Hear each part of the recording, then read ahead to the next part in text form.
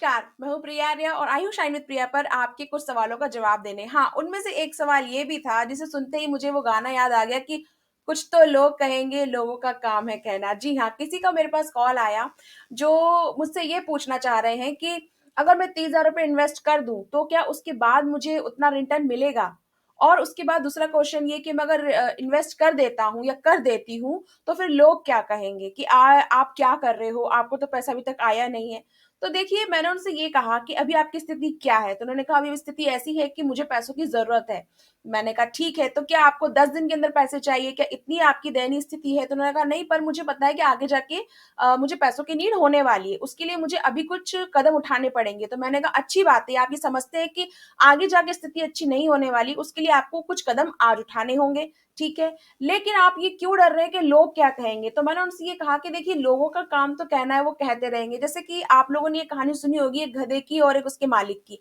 Of course आपने सुनी होगी, लेकिन अगर नहीं तो शॉर्ट में सुना देती हूँ कि एक बार क्या होता है, एक गधा का जो मालिक होता है ना, वो उसको लेके एक गाँव से दूसरे गाँव में ट्रैवल करने के लिए निकलता है कि भई गडरिया होता है जो उसपे सामान रखा जाता है। तो वो अपनी वाइफ को, अपनी पत्नी को और वो और उसका गधा तीनों चलते रहते हैं। जब तीनों चलते रहते हैं, उसकी वाइफ के हाथ में पोटली रहती है, कपड़ों की पोटली होती है और तो जैसे ही चलते रहते हैं और गधा, वो उसका मालिक और उसकी बीवी, बीवी के हाथ में कपड़ों की पोटली है जो उन्हें दूसरे शहर में ले जाना है और जो भी काम है वो करना है। अब इतने में कुछ राहगीर वहां से गुजरते हैं और कहते हैं देखो कैसा मालिक है, क्या मतलब कैसा पति है, अपनी बीवी के कंधे पे बोझ दे रखा है और साथ में गधा है, तो ऐसा नहीं कि वो बोझ उस गधे को दे दे, बीवी को कम से कम मुक्त कर दे। तो वो सोचता है बात तो सही है, तो वो पोटली ले उठा के गधे की पीठ पे रख देता है। थोड़ी दूर चलता है तो कोई बोलता है देखो कैसे लोग हैं, दोनों हट्टे कट्टे लग रहे हैं, लेकिन फिर भी बेजुबान जानवर पे कितना बोझ डाल रखा है। अब वो सोचता है बात तो सही है, तो वो बोझ खुद ले लेता है।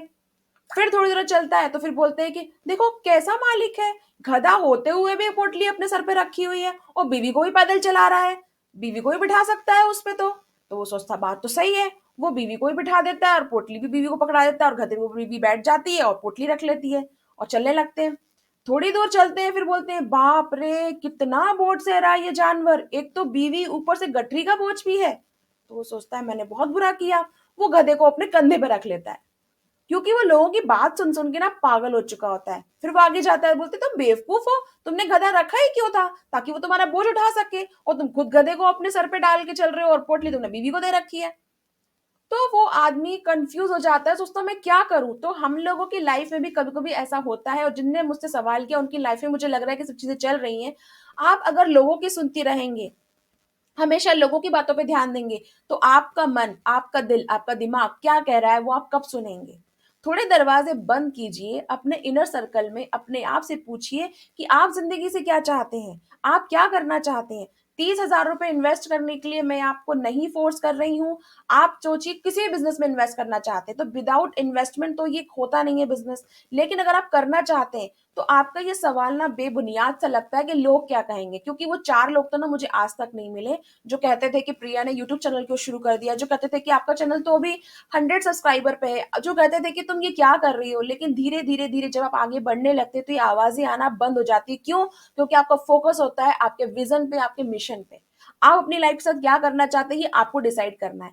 लोग हमेशा कहेंगे, और क्योंकि वो उनका काम है, वो उनका काम कर रहे हैं, आप अपना काम करिए। लेकिन आप क्या कर रहे हैं, पहले आप कुछ करने की सोच रहे हैं और फिर खुद ही अज्यूम कर रहे हैं कि वो ऐसा कहेगा, वो ऐसा कहेगा, वो ऐसा कहेगा, तो मुझे ऐसा लगेगा, तो मुझे ऐसा नहीं करना चाहिए। आप उन चीजों के बारे में सोच रहे हैं जो आपकी लाइफ में अभी तक हुई नहीं है। आपने 30,000 रुपए इन्वेस्ट किए भी नहीं है, आपने बिजनेस स्टार्ट किया भी नहीं है, लेकिन पहले ही आप अज्यूम करने लगे हैं। तो ये पहले प्रश्न का जवाब था कि लोगों की बातों पे सुनना, जो ध्यान देना है बंद कीजिए, अपने दिल की, अपने दिमाग की सुनिए। क्योंकि आप अभी एडल्ट हैं, आप समझदार हैं, आप समझ सकते हैं, चुनाव कर सकते हैं, आप पढ़े लिखे हैं।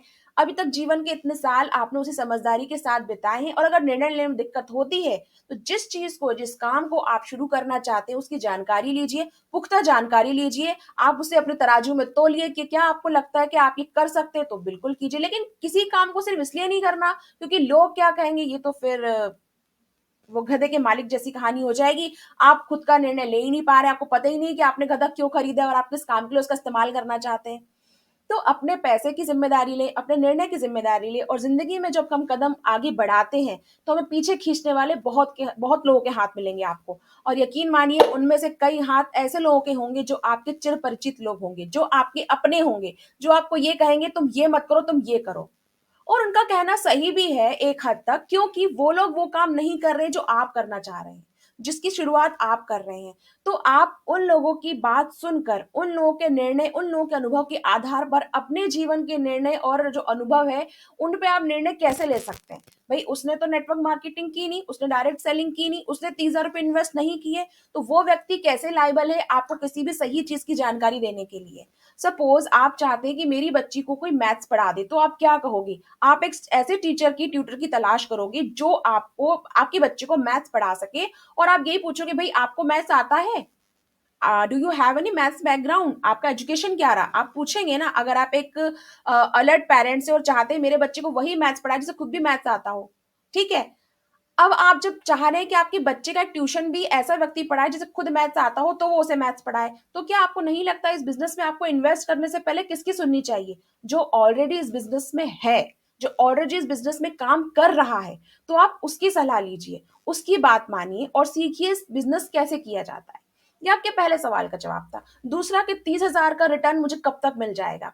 तो मैं कई बार कह चुकी हूँ, फिर दोहराना चाहूंगी, ये कोई स्कीम नहीं है कि आपने 30,000 रुपए दिए, फिक्स डेज कंप्लीट हो गए तो आपको इतना इन्वेस्टमेंट मिल जाएगा, तो रिटर्न मिल जाएगा। देखिए, अगर फिक्स्ड इनकम चाहिए तो अपना पैसा अपने पास सुरक्षित रखिए, आप एफडी करिए।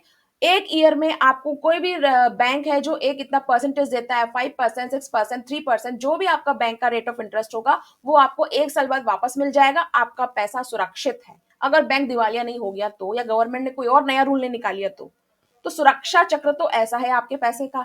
लेकिन अगर आप चाहते हैं कि नहीं, मैं इस पैसे को ऐसे ही ना रखा रहूं, मैं इस पैसे का यूज करूं, इन्वेस्ट करूं, आप समझिए आप इन्वेस्टमेंट को एक्सपेंसेस की दायरे में रख रहे हैं। आपको ऐसा लग रहा है कि आपने 30,000 रुपए दे के एक्सपेंस कर दिया, आपने खर्च कर दिया, तो पहले अपना माइंडसेट चेंज कीजिए। आपके साथ जो लोग हैं उन्हें बताइए कि मैं 30,000 रुपए से एक बिजनेस स्टार्ट कर रहा हूं।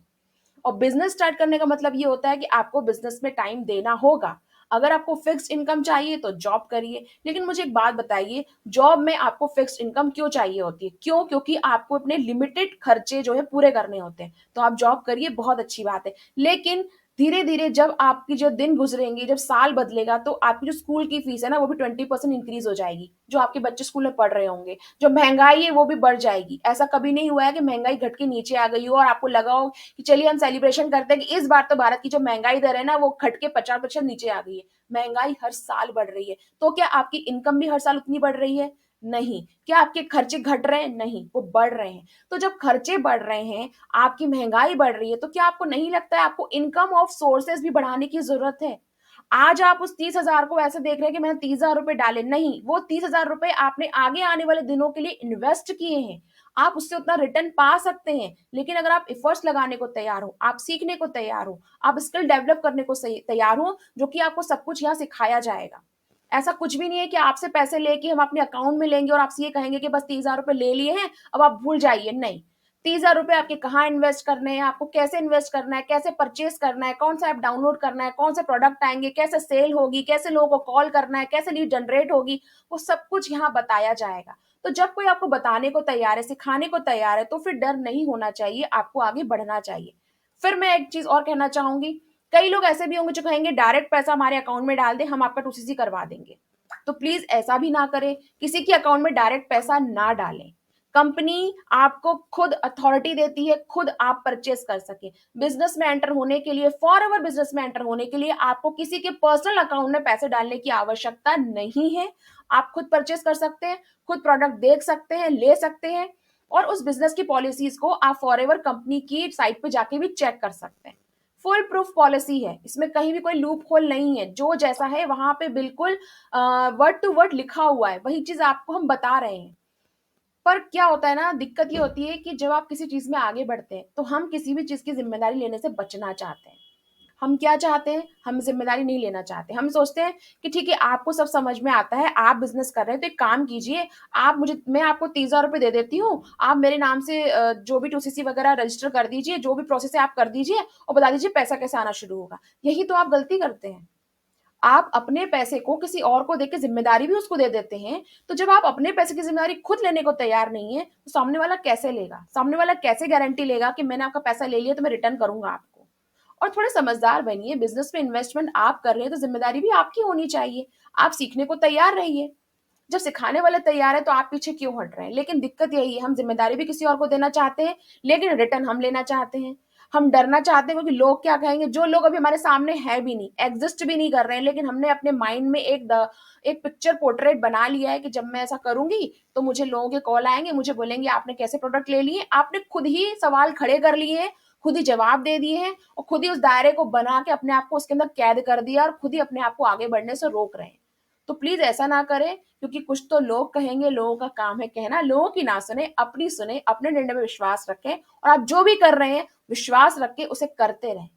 कंटिन्यू प्रोसेस में रखें तो आपको डेफिनिटली रिजल्ट मिलने वाला है, क्योंकि ये फुल प्रूफ प्लान है कंपनी का। ये कोई धोखाधड़ी नहीं है कि आपसे पैसे लेके कंपनी चली जाएगी। 45 ईयर से कंपनी रन हो रही है, 23 ईयर से इंडिया में रन कर रही है और मैं कई महीनों से इसमें काम कर रही हूँ। तो प्लीज आप सोच समझ के निर्णय लें, लोग क्या कहेंगे इस बात पे ना जाए। जुड़े रहिए शाइन विद प्रिया पे। आपके सवालों के जवाब पाने के लिए, कोई भी आपको क्योरी हो, कोई भी आपको डिसीजन लेने में दिक्कत हो रही हो, तो आप दिए गए व्हाट्सएप नंबर पे एसएमएस कर सकते हैं, व्हाट्सएप कर सकते हैं और जान सकते हैं कैसे निर्णय लेना है आपको किसी भी चीज के बारे में और बिजनेस को लेकर। कोई भी जानकारी के लिए आप दिए गए नंबर पे व्हाट्सएप कर सकते हैं। बिजनेस ऑटोमेशन कैसे होता है अगर आप जानना चाहते हैं तो आप एसएमएस कर सकते हैं। अगर आप सोच रहे हैं कि मैं इस फील्ड में नया हूँ और मुझे जानना है कि कैसे होता है तो आप व्हाट्सएप कर सकते हैं। अगर आप इस फील्ड में ऑलरेडी हैं और आप सोच रहे हैं कि मुझे डिजिटल तरीके से काम करना है तो आप व्हाट्सएप कर सकते हैं। और कोई भी जानकारी आपके बिजनेस ऑटोमेशन को लेके, नेटवर्क मार्केटिंग को लेके, फॉरएवर को लेके, डिजिटल मार्केटिंग को लेके, अगर आपके सवाल इनसे जुड़े हैं और अगर आप ऑनलाइन अर्निंग करना चाहते हैं तो दिए गए नंबर पे व्हाट्सएप जरूर कीजिएगा। तो देखिए नेक्स्ट वीडियो, नेक्स्ट क्लिप जिसमें आप जानेंगे और अधिक जानकारी।